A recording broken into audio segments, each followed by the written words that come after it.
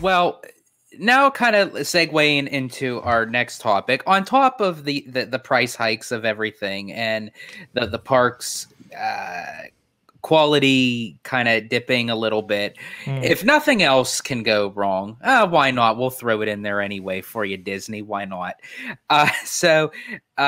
This within this week, a lawsuit has come out at Walt Disney World that kind of has that mirrored type of lawsuit that Disneyland is actually going through at the moment with the annual pass holders. Now, Disney was having issues with the Magic Keys with Disneyland for quite some time. Not really saying too much about the annual pass holder system at Walt Disney World when it changed over to the Incredipass and the Pixie Pass and the Pirate Pass and everything. It was pretty much hush-hush up until now. And I do believe there were two guests that made this claim to Disney, but actually I'm going to move it down to I'm going to actually add another hat to you, Mr. Vaskai. He's our DA of the channel too. So oh no! Wow, man. Oh man. Well, I don't know if I can take that. I'll go with legal analyst, let's say, right? I don't need to be trying any court cases in state court, but yes, look, and OG, when you are ready, sir, you can go ahead and share my screen here. Absolutely.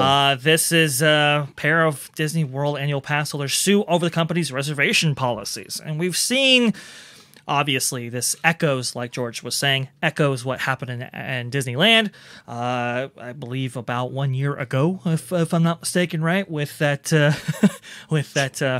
let's say that disgruntled Magic Key holder who, allegedly didn't actually know what she was getting into.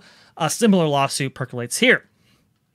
Annual pass holders must make reservations in advance, as we have, as you know, even if their passes have no blockout dates. But the lawsuit filed anonymously by an Orange County resident, MP, and Palm Beach resident, EK, says on some days reservation slots are full for pass holders while Disney continues to sell single-day tickets to welcome in other guests. This is very, very similar to what the original lawsuit over there in Anaheim was for.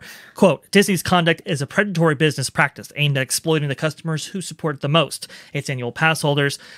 Disney abused the global pandemic to take advantage of its own loyal customers and increase its revenue, said the lawsuit filed Tuesday in U.S. District Court's Orlando's division. So, there's definitely some allegations there, and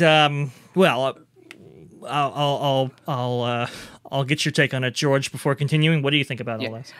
What I don't understand is, at the time when the person filed the lawsuit for the Magic Key at Disneyland, as you had said, Dre, it was a year ago. So up until that point, Disney had made clarification changes on the websites of what these passes can do for the guests, including the notion that you cannot enter the park without a park ticket and a park reservation. So up until this point, I mean, are these guests that did not understand what Disney was putting out on the website? Were they newbies? I mean, for them to be annual pass holders, you would think that they would follow Disney and know what is to be expected once you make that purchase of an annual pass. And this is my biggest issue, and this is why I'm very, very cynical about these lawsuits, this one as well as the one in California, because you have what Disney and even pass holders refer to as Disney's most loyal fan base, the pass holders, the key holders, the most loyal fan base, the fan base that's known for kind of working the system to get, to get that new merch thing, right? To kind of, they know all the different hacks, right? But for some reason, when it came to the reservation system as it related to their Magic Key, oh, they were just blindsided. They had no idea. Okay, I'm sorry. I find that hard to believe. Okay, I find that extremely hard to believe. These people who are so well versed, majority of pass holders are very familiar with Disney and their process. Suddenly, all of a sudden, just got blindsided by this reservation blockout thing. I don't know. I find that very difficult to believe. And maybe there were a handful, or maybe there were a few that were confused, but thousands? No, I'm sorry. So I feel like these lawsuits are very opportunistic, in my opinion, and I don't feel like it's really going to accomplish the goal that a lot of these key holders and pass holders think it's going to accomplish. You're not going to class action your way out of the reservation system. Disney is mentally married and dedicated to the reservation system. No class action suit is going to change that. So what will happen, instead of getting rid of the reservation system, Disney is still going to do the reservation system, except now you're going to have more check boxes to check off when you renew. You're going to sign away every single right you had, even more than you did before. Okay, and they might even limit the sale and maybe even the renewal of some of these passes going forward, because once you can do the class action, Disney's going to be freaked out now. Right. So what they're going to want to do is they're going to want to lessen that impact going forward. Well, how do you lessen the impact of a potential class action going forward? Is you don't pump more potential plaintiffs into your Magic Key program, right? Correct. So they don't want 1 million plus 2 million Magic Key people. So in 2 years, when there's another class action suit, it's even worse. So the only thing we're going to accomplish with these lawsuits are probably less key holders, probably less annual passes, and you're just going to have to sign your life away through the TOS, an updated TOS that Disney's 15 lawyers combed over. That's all you're going to do. And the reservation system will still be here. So at the end of the day, I don't know what it really accomplishes. That's just my opinion. I know it's a really unpopular opinion because I know a lot of fans are kind of rooting for this. I really don't see the upside to it. I mean, you'll get a check. Wouldn't that be the argument in the courtroom, though, that it was this long of a process between the Disneyland and now the Walt Disney World, where it gives the probable cause of saying, why did you wait this long to not recognize it when we're already going through a lawsuit that was over a year ago? So is that in the court's better position? I think it's two different enterprises. It's two different states. So I don't think one necessarily interacts with the other in that way. But I think the bigger thing here is that, and this is what I was saying back when the Magic Key program and the annual pass holder programs were announced, was that you're basically buying into a black box. And that's kind of what's laid out here with these respective court cases. We don't know the ratios at which they, allow for ticket holders versus annual pass holders. Now, we've heard that, as Christine Wastelands McCarthy has said before, they have levers they can pull. If demand abates here, they can pull a lever there and get more people in there that way. But right. We don't know.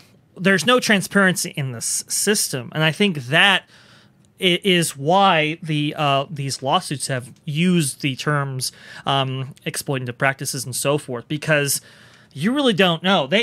And the TOS states pretty affirmingly, at least it now does, that once you buy into the system, there is really there's no, let's say, there's no incentive. There's no guarantee that Disney is placing that they'll be able to get you in at all. And I agree that that's in the TOS now, but it wasn't for so long, which is why the lawsuit over there in California was actually filed, which is kind of interesting because I thought the California lawsuit, one of the reasons why it was filed in California is because of California's unique consumer protections. I don't necessarily think they extend to Florida in the same way. I have to look at this lawsuit as it correlates with Florida's consumer protections as opposed to California's. But I mean, you do have a bunch of disgruntled annual pass holders, not just domestically, but also internationally. We are now seeing France or Disneyland Paris actually have protests outside of its respective park on account of the reservation system as it relates to annual pass holders. So you have, I think, a large segment that is disgruntled, that is looking to get back in any way that they can. And I do sympathize with them in that this is not a very transparent process. They can turn on and turn off those slots available to annual pass holders, respective of and separated from Disneyland ticket holders at a whim. And we just don't know how that process actually occurs, which is why I think they're saying it's exploitative. Yeah. Well, in regard to the Paris protests, that stuff kind of boggles my mind. I mean, Disney is not selling your grandma insulin. You know what I'm saying? This is not that serious. I think that's a little extreme. Well, they fouled it up first by not giving a cap on reservations that could be made. That was idiotic. I cannot believe that they did that. So they had to rebalance that whole thing because a year's worth of reservations were apparently snatched up as soon as they went live to the annual pass holder program that they had out there because they didn't actually impose limits. They've changed that, so that's got to be on management, honestly. That's just ridiculous. And apparently, I guess what Tom Corliss from Walt Disney World News Today was actually saying, he was suggesting that, they always stay on property now when going to Paris because they literally can't get in otherwise. So clearly out there, that reservation mix, that favorable or unfavorable mix, as we've heard the term so eloquently put, apparently that's a lot more ticket holder driven than it is annual pass holder driven, which is why I think they're using what they can do to actually combat this or fight this in any way they can, which is protests. Which let's be honest, it's France, so protests are kind of it's a national pastime, as Wildest so eloquently put it. Yeah, and Drunk 3PO, our buddy Drunk, says, I have the Disney AP, and to be honest, I was able to get into every park I wanted to go as long as I booked about 10 days before the day. And Drink, honestly, that's kind of been like, I think you're referring to Florida, and that's kind of been the issue out here in California as well. I mean, we have a content creator out here, Dave from Fresh Baked, and Dave goes on his live streams all the time saying he's been to the park like 4 and 5 days that week. So, and then I hear like complaints, like on social media, complaints about like, oh, well, the reservation system is so restricting. I'm like, it really isn't. I mean, I see people going all the time and not really having much of an issue. So, I mean, and I know when the Magic Keys rolled out, like initially over a year ago, like back August 2021, I know there were some issues with the keys, but it's been a year now. I mean, they rectified that. I think it was around this time last year, and no one's really had an issue with it. That's why I'm kind of confused as to what the big uproar is over that reservation system overall. Now, I do see your point, Dre, with the black box thing. Like Disney can definitely pull those levers, but I mean that's. I think everyone. Well, I don't know. Maybe everyone doesn't know, but you kind of know that. I think most people, annual pass people, are pretty versed in the parks. They kind of know that it's not guaranteed. But I don't know. What do you think, George? Yeah, I mean, as I mentioned before, I think if this was like a newbie type of person where they just got their annual pass for the first time, maybe they're new locals or what have you, and it's like, hey, you know what? Let's buy a Disney annual pass. We get to go anytime we want to, and they didn't read the fine print.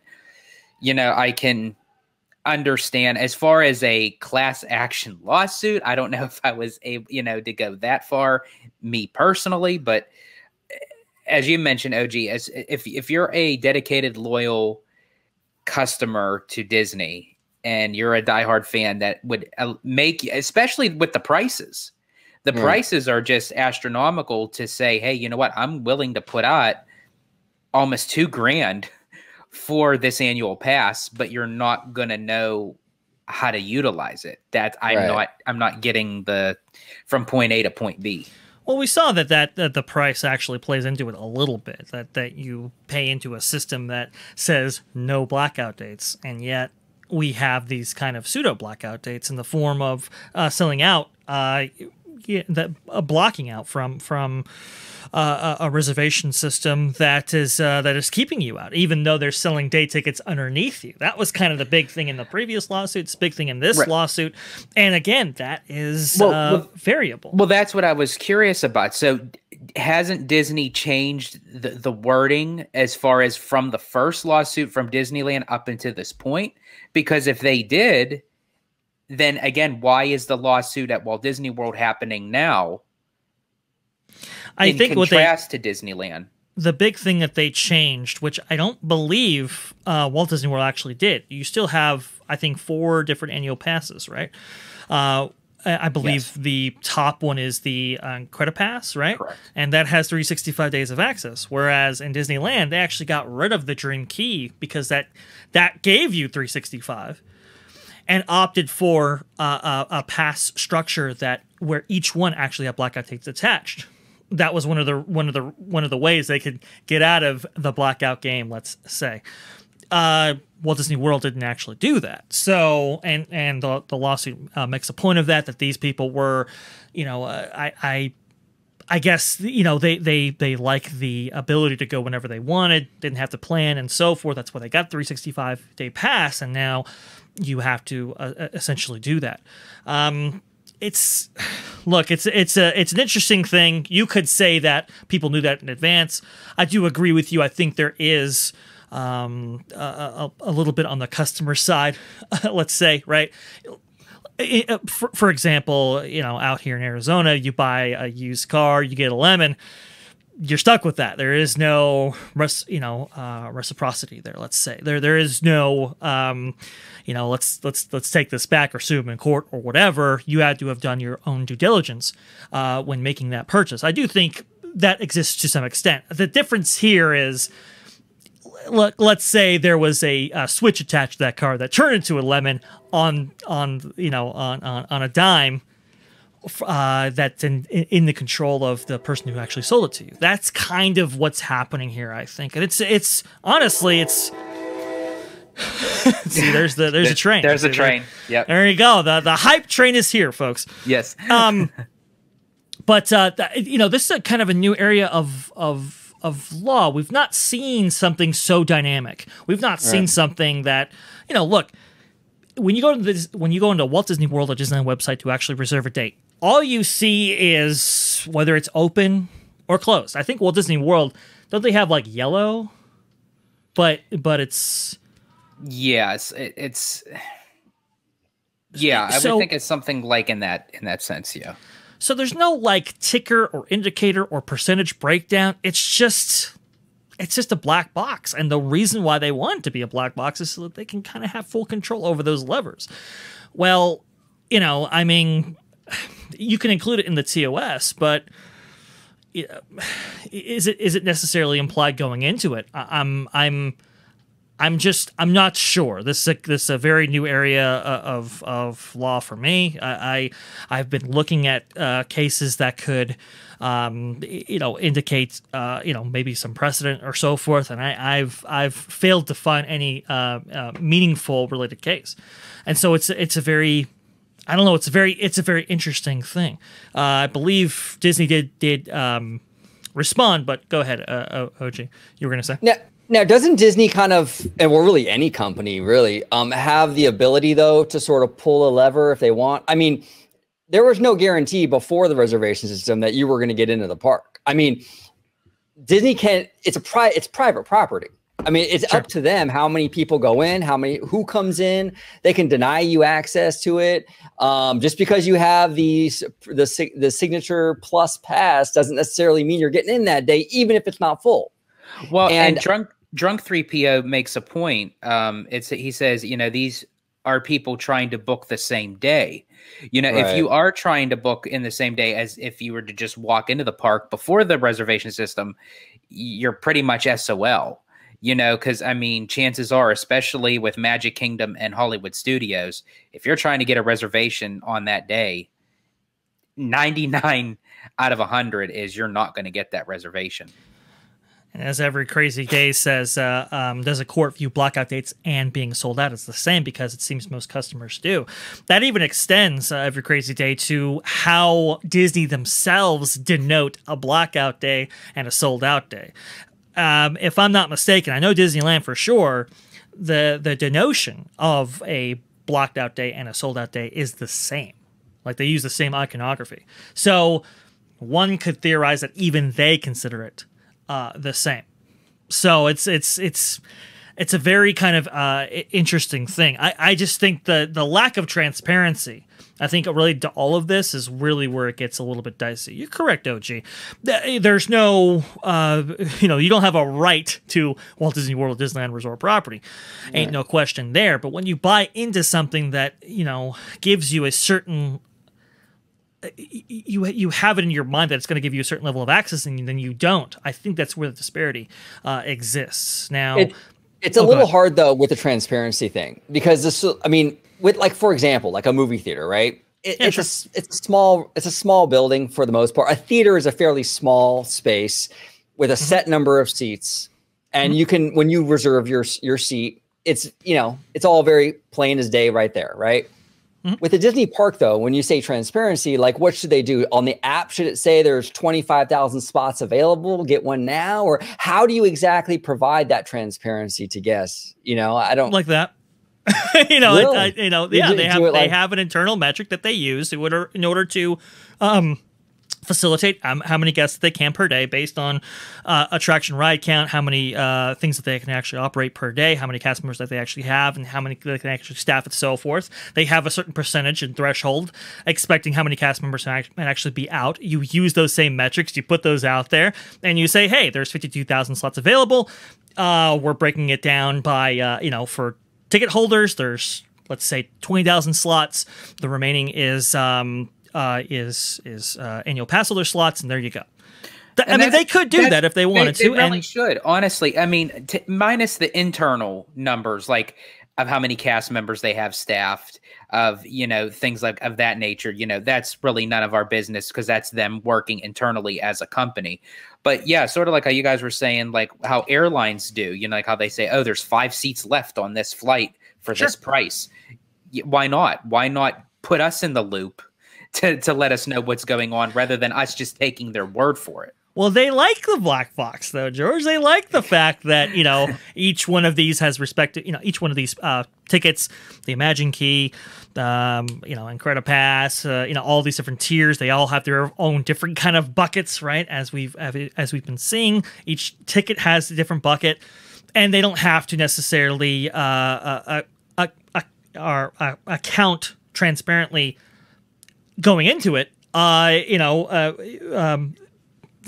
many slots they have available for you. They like not having to do that. And I think that's what's getting them in the most trouble. And that's why I think they want to settle these things out of court, especially the one in Disneyland, because I think that one has a far better chance of actually going forward. They want to settle this out because they don't want to have that process of discovery be made. They don't want to have all the internal, metrics revealed. They don't want to have all those internal communications going into all of this revealed or attached to this, let's say associated with this, right? They don't want to have any of that stuff revealed. They want to have you buy into a black box. And this is why I told people right from jump, hey, look, listen, this is going to give you the most level of access that you can get for this amount of price. Ain't no question, but it is going to be a black box. Just because it says 365 days on the package doesn't mean that that's what you're going to get, and that's going to alter your valuation substantially. Now, they did actually respond to it, saying that annual pass holders continue to be some of our biggest fans and most loyal guests. We've been upfront with pass holders about the updates that we've made, and we've offered them the flexibility to opt in or out of the program early in the pandemic, including refunds if they desired. The lawsuit mischaracterizes the program and its history, and we will respond further in court. Yeah, we gave you a chance to opt in, opt out before. We have restricted the sales of them on a whim afterwards, and Disneyland, you still can't buy into the system. But we offered that flexibility to you, OG. Come on, but come on. How many of those people, though, that are complaining about that didn't renew? I bet you most of them did. So it's kind of like, we okay, know at least one year, that maybe. didn't, OG. We know at least one. We do. But he wanted to, though. He wanted to. If that person's watching, you know who you are. Yeah, Which we would love to interview you, by the way. I think that'd be a great story. But yeah, but that's why. Yeah, but that's why I don't think they're ever getting rid of the reservation system, and that's why I don't think these class action suits are really going to accomplish what fans think it's going to accomplish. But that's also too. I don't think they're going to get rid of the annual pass holder programs on either coast because of these lawsuits either. I think they. Well, I mean, look, listen. Not get rid of, no. We're limiting, yes. Yeah. Limiting, yes. But again, even as long as this reservation system's in place, you can limit them on the back end as well. I think they're going to keep these annual pass holders around. As Christine Wastelands McCarthy has said at quarterly earnings reports before, they like to have those people in their back pocket, right? They like to activate those levers when necessary. And I think it will be necessary as we get deeper into these economic problems that we're having. I mean, you know, I just heard a report that refis, right? Let me explain. A lot of people, to get capital that they require, either for basic goods and services or for, you know, extraneous purchases, right? Instead of dipping into credit, what they'll do is they'll actually refinance their home, get the additional equity out of that, and then actually, pay for whatever purchase that they're going to actually do. Well, refinances, for example, are at the lowest that they've ever been since 2008, right? So there's less equity to go around. And so what are people doing? People are dipping into credit cards and so forth to make up for that lost capital. And we've seen that the credit card debt has exploded to its highest levels recorded in quite some time. So, you know, I think they want people to have this kind of level of access. I don't think they want to discount, let's say, in order to get that. How do you do that? What's the easiest way to do it? It's going to be with these annual pass holder systems. It's just, I think there are going to be more, let's say, TOSs, more restrictions applied. So in effect, OG, I think you are right in that they'll be limiting access, limiting the program. We'll see. Yeah, I think that there's going to be definitely a kind of minimizing, at least out here in California. The situation in Florida is totally different. I do think that the annual pass or the Magic Key program out here will be minimized because there's a lot of factors going on right now. There are some pros to the program, absolutely, but JPEG has already come out and said, like, this group, they're unfavorable because they don't spend the money. So you have a group who, and I know people are going to go in the comments, but my family spends money. I get that. But across the board, typically pass holders don't spend that much per visit, typically, right? There's always exceptions. But the thing is, with these pass holders, they're not spending that much money. Chapek said that's why they're unfavorable. And they're costing the company. It's a major thorn in their side right now for not getting much back in return with all these class action lawsuits, and then they're not spending that much while they're in the park, and the congestion they bring. There's not a whole lot of incentive on Disney's end to be like, you know what? Yeah, let's just keep pumping these parks full of annual passes. Now, I do think that they will keep the program, and like you said, they want to pull those levers. But I'm telling you, they're going to minimize those numbers down to a very small number. I think the days of having like these swaths and swaths of like pass holders are over. I think it's to be a very much more of an elite group, so to speak, and much more minimized. I don't know, man. I disagree. I can understand that, but it's also the notion that I have that if prices keep on going higher and higher each year, a typical family is not going to eventually buy a ticket. Right. So the less tickets that they are spending, then Disney's going to go back into their own metrics and say, you know what? We better release some more of those annual passes because we need to fill those slots in. See, that's what I'm saying. That's why I bring up the refinance thing. That's why California Dreaming. Yeah, I mean, I'm in mortgage. We are 100% purchase business only now. Nobody's taking out cash for refinances. They're not. So they have limited. People have limited access to capital, and liquidity, let's say, in order to make some of these purchases, right, for these tickets to go to these theme parks and so forth. I think going forward, I think they're going to have to be leaning into not international or domestic tourists as much as they would like, but they're going to have to lean into annual pass holders at least for some period of time until some of these economic factors actually kind of play themselves out. And that's why I think George is correct. I think as these things get more expensive, and not to say that they want to make them more expensive, just because they have to make them more expensive in order to meet, operating costs and so forth. I think they're going to be leaning into them a little bit more. Now, I understand. I get it. They're not selling passes right now, but it is interesting too. We were told back when the renewal period came up for Disneyland, right? We were told that, hey, just understand, just because you are going to be able to renew doesn't mean you're going to be able to renew at the tier that you want. There's a good chance, very good chance, and they repeated this expressly for every single one of their media outlets. Just understand that any tier that you want might be sold out. That never happened. So, apparently there are still annual pass holders even right now that could be saturated, let's say, for any one of those tiers. And I think they will open up sales pretty soon, just given the operational reality of attempting to operate a theme park in this economic climate. Yeah, it's interesting. I mean, they have options. They do. It'll be interesting to see how they go about this. I don't know. I still think the end game is a greatly diminished annual pass population. I think that's the end game. I really do. But we'll see.